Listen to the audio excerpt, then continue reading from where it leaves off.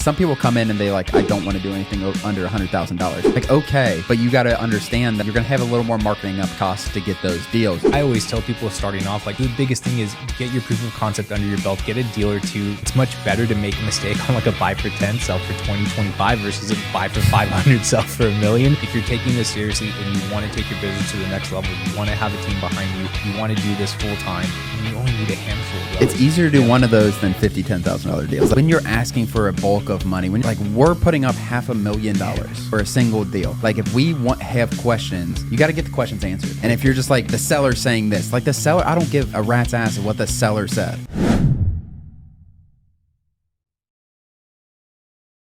Hey everybody, welcome back to the Real Estate Investing Podcast. I'm your host, Ron Apke, joined again by Anthony Weiler, my co-host. And today we're talking about a $10,000 land flip, buying for $10,000 versus a $500,000 purchase. And the reason we're talking about this is just want to touch base on the difference, acquisition difference, talking to the seller's difference. What are the differences? What are the similarities? It's something so many people want to do bigger deals, and even like funding experience. Like, what does funding look like with something like this? But so many people want to do these $500,000 deals, sell for $1 million. And we're going to talk all about the differences. What are your initial thoughts kind of when we talk about this topic?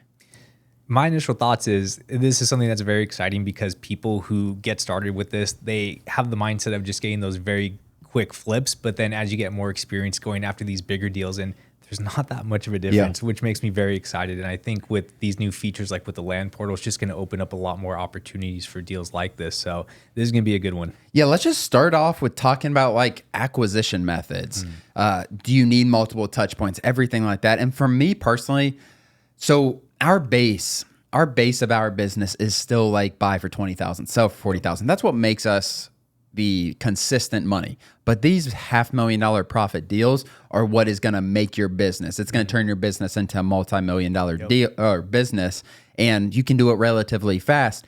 But marketing, so first off, it's going to take more mail, more contacts to get deals with bigger deals, theoretically.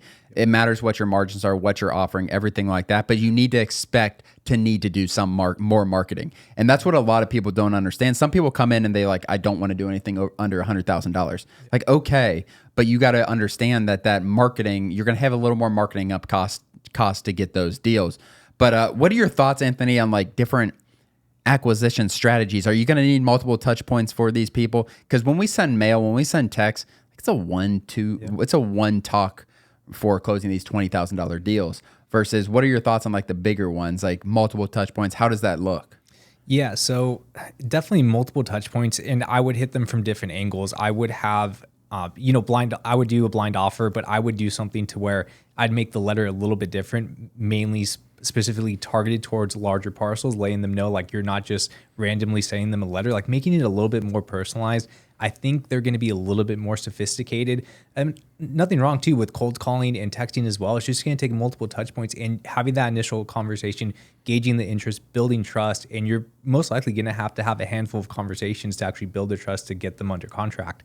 So that's where I would start. I would definitely try multiple avenues. Yeah, I 100% agree. And with deals that size, the biggest thing is like getting them on the phone. And we talk about it a lot, like it's getting that conversation started. If I could have a list of 100 people that are interested in selling their land and it's bigger properties, like I'm going to close some deals. It's getting those people and having those conversations. And once they're willing to talk, like you have somewhere to go. And the thing about those bigger deals is there's so many project-based opportunities. So like you might be able to go up in your offer. There's so many different avenues you can do when you're buying properties that expensive. And typically some areas of the country, 5 acres might be $500,000. Yeah. Other areas of the country, you might get 500 acres for that. So it's going to vary widely by your location for sure. But I 100% agree with what Anthony is saying in terms of you need multiple touch points. You need to find a way to get them on the phone. If you're sending them text, great. If you're cold calling them, great. If you're sending them mail, great. Multiple touch points is how you're going to close these deals at scale. And we have some people in our community who are just doing these bigger deals. Maybe not $500,000 deals, but we have people who aren't doing under 6-figure deals, or they assign everything under 6 figures.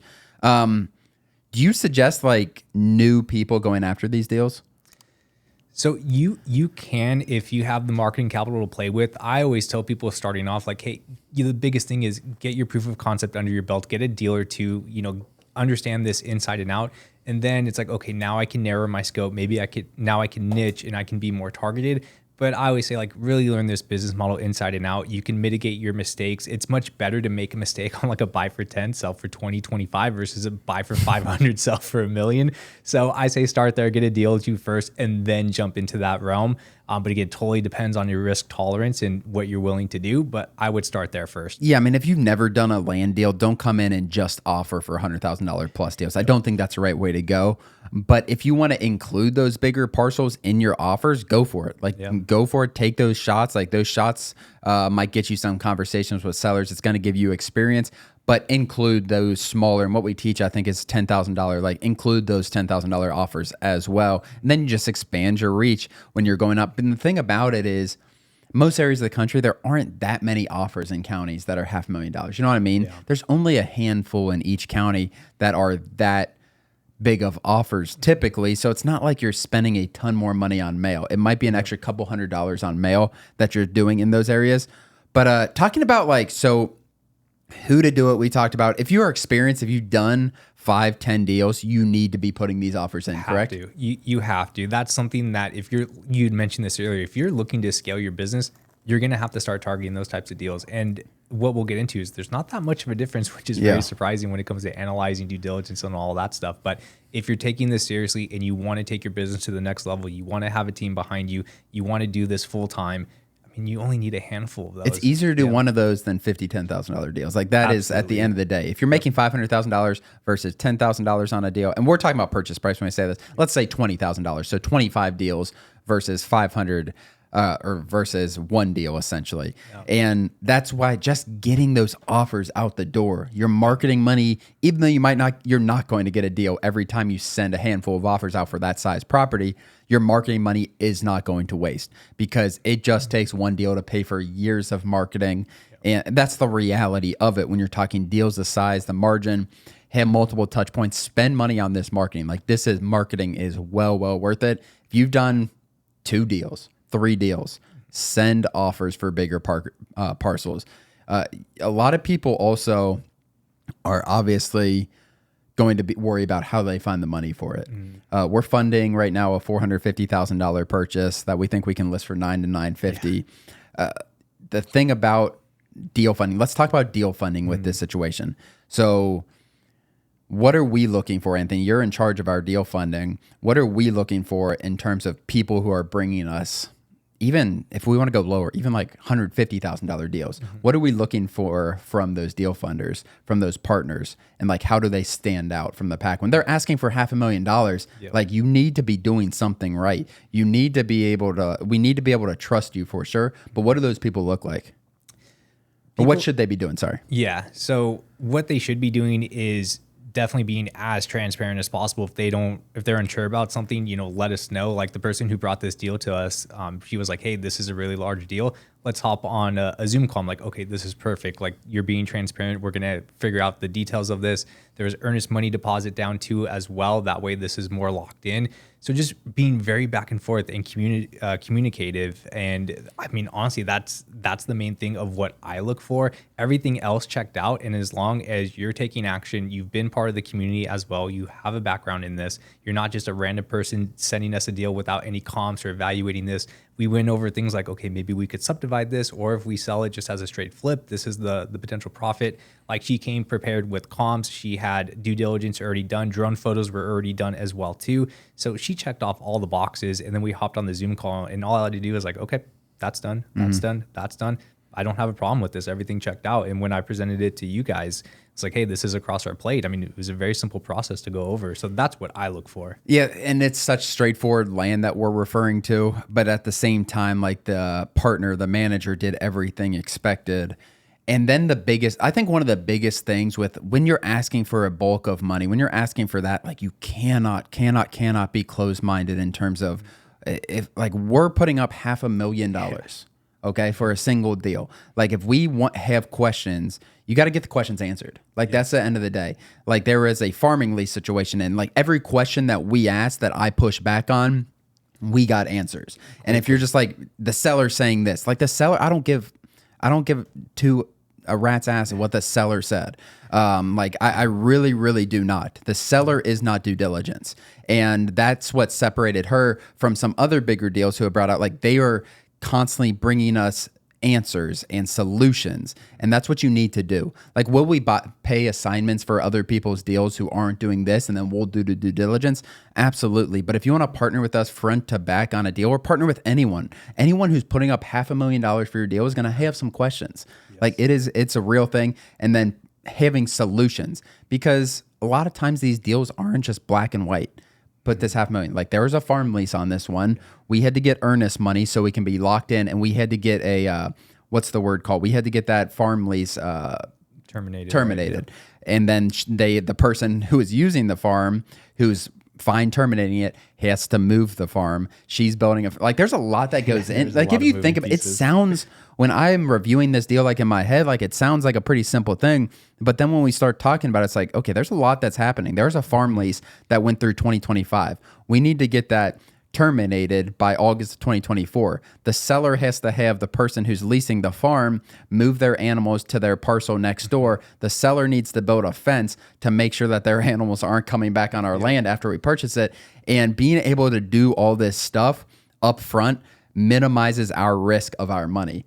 Because again, I know I've said it a few times, it is a lot. It's a significant amount of money. Like it is not a small thing. Like you can lose $500,000 on these deals. Like if that farm lease, I'm not gonna be able to sell that property for another 2 years if that farm lease isn't terminated. So being a willing manager, a solution type manager, I think is huge. And there's a huge difference in the two, even smaller deals that we're working with. Yes.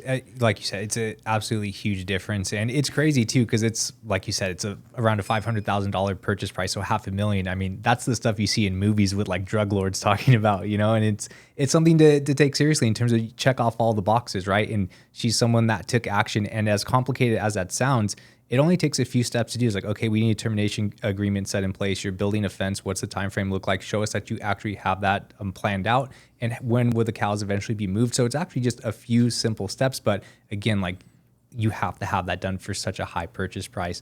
But no, it's really crazy to see, and I'm excited to take this one on. And not even to mention the seller has stage 4 cancer too, unfortunately. Very unfortunate. There's just so many a lot of things. It's a lot going on with one deal. But even when you talk about like $50,000 deals, like I don't put $50,000 towards a deal if I don't feel confident in the manager, right? I know we're going kind of off the topic here, but as far as like how we look at deal funding, like obviously we're going to do more due diligence for a $500,000 deal, of course. But like a $20,000 deal, you bring us and you just send us the APN, the county and the state, and like, do you want to do this deal? Like that doesn't help me, Right. Yeah, I completely agree. It's just, I mean, if you think about it, if you're requesting money from somebody to make a deal work and you're trying to build a long-term relationship, is that how you would want someone to present something to you?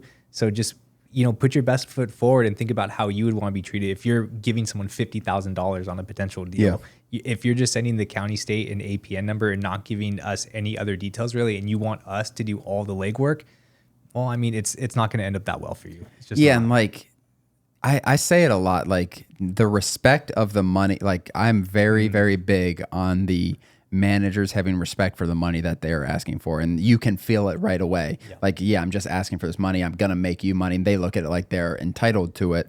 Versus like someone who's like, they're proud, they're prideful. They take accountability for the relationship. They want to build the relationship. It's big difference. It doesn't matter what the size of the deal is. You see it on Shark Tank sometimes, and it always pisses the sharks off when they're asking for $500,000 and like they don't have answers, and the sharks get pissed, and they just like, you're asking. It doesn't matter how much money a person has. Like you're asking for X dollars. You know what I mean? Yeah, you're touching on a really good point too, because the whole concept of this episode is, the difference between a small and large deal.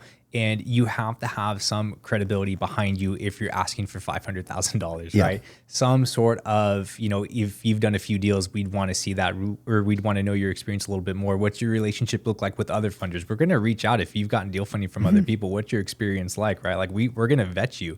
So if, like you'd mentioned, it all depends on how you're treating other people, you're treating your business. Because if you're trying to go after these bigger deals, you need to keep that in mind. You really need to take your business seriously. You need to build relationships. You need to be active in communities as well too, because we're going to be looking at that. Yeah, absolutely. That is so true. Anything else that they need to keep in mind as far as like analyzing due diligence?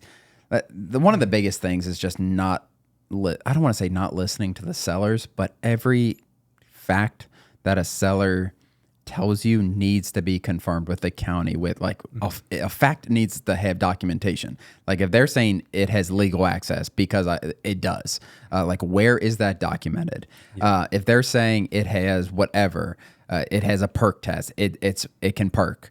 Okay, where's that documentation? Confirming seller's information, because they say stuff and some people are less honest than others for sure, because they want to close on the deal even though they know there might be some defect.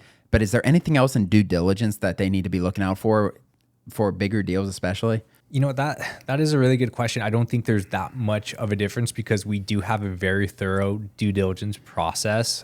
So nothing I don't think can really change. I would just look into potential subdivision opportunities, figure out what you can and cannot do. That's a good point. But other than that, no, just... What about like comping?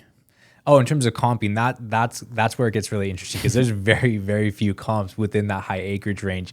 So what I like doing, if there's no comps within that acreage range, go smaller, try to go... I would probably go back a year or two. It gets a little iffy going that far back, but you want to find some sort of like-minded comps, find out the speed of the market. But that's what I do in terms of just trying to figure out overall demand. And then you have to keep in mind too, okay, how many potential buyers would I have for something like this? I take a look at surrounding counties as well too, because there's not going to be that many parcels or comps if it's like 200 acres and above, or just that purchase price for that matter. So that's what I would do. Yeah, and when you are reaching out to realtors for comps or anything like that, make sure you are locked up in the deal. As far as like there are realtors with less ethics than others for sure. Yep. Making sure you have earnest money down when it's stuff like when it's size deals and you start reaching out and then you let a realtor know like this is the property I'm buying, trying to get a broker opinion, trying to get an opinion on this. We're interested in selling this on the back end. If you're giving realtors, especially for bigger deals, exact location, exact parcel number, you having that earnest money down, cash consideration is what it's called. It doesn't even have to be cash. It could be a sock for all I care. Something with cash consideration down, that is what legally will hold up in court. And that does not allow that seller to just go like back out and then list with the realtor. Like you are entitled to purchasing that land when it is like that. And that stuff holds up in court. If you just have a contract with no end date on due diligence, with no end dates at all, with no earnest money down, that is not going to hold up in court if you have to go down the route like something like that, which hopefully you never do. But things do come up. Realtors, not all realtors are ethical for sure. Not anyone in any industry is ethical, but just be careful with that. Yeah, that's such a good point. And just to touch on that quickly, it's funny because I was speaking to a realtor on a couple of deals that I'm moving forward on, and his first question as he pulled it was like, "Oh, what are you buying it for?" I was like, I'm not telling you that. Like, just tell me what you think this would sell for. I think you have a good experience, but be very careful when partnering with realtors. Do all the protect yourself, just like you had mentioned. 100%. I think it's so important. Anything else to add on this topic? I think if you're not going after these deals, if you've done a deal, if you sent some, go after these deals. It's not like the payoff is so great. And that's why I try to push. I want more of these $500,000 deals submitted to us for funding. We have the funds. We can get the funds for it. So if you're not going for them, I think going for them is the way to go. Yeah, absolutely. I mean, if you want to take your business to the next level and you want to do big things, you got to go after big deals. 100%. So, I was really excited to talk about this, and I'm excited to see what members are able to do moving forward. Awesome. If you guys are watching on YouTube, hit the subscribe button below. Leave us a message in the comments. Let us know what you thought about this episode. If you're listening on Apple or Spotify, leave us a review, share this with a friend, put it on your Instagram story, whatever it is. It really helps spread our message, grow this podcast. Other than that, thank you so much. We'll see you next time. As always, thank you for joining. Please do us a huge favor and like and subscribe our YouTube channel and share this with a friend. It really means the world to Ron and I, but more importantly, it could help change the life of someone else. Thanks for joining, and we'll see you next episode.